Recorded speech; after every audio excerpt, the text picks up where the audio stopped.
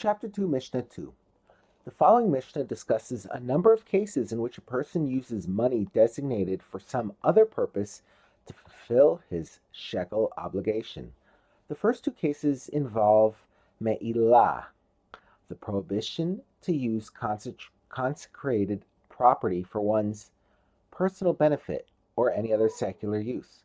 For example, if a person repays a loan with temple funds that are in his possession, he is guilty of me'ilah.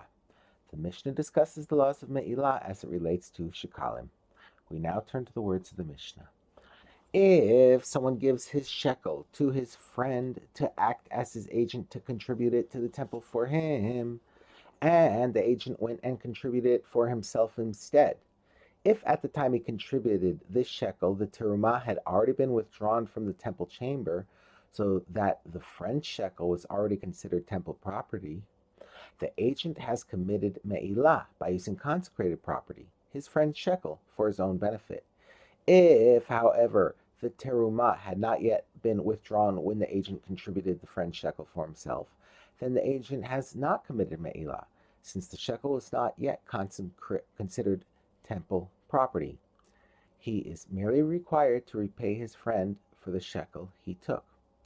The Mishnah continues with a second case of money designated for a holy purpose being used to pay the shekel obligation.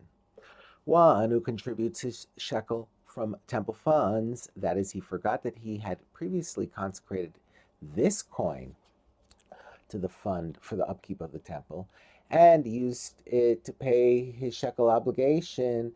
Then later, when the terumah is withdrawn from the temple chamber and an animal bought from those terumah funds is offered on the altar, the contributor has committed me'ilah. Although me'ilah generally occurs as soon as a person removes a consecrated item from the possession of the temple and uses it for himself, here the shekel was not removed from the possession of the temple. It was merely shifted from one holy purpose to another. The rule in such cases is that me'ilah does not take effect until the money is actually used for that other purpose. Therefore, only after an animal is purchased with Shekalim funds and offered on the altar, he is guilty of me'ilah. A third case of a shekel being paid from money sanctified for another purpose.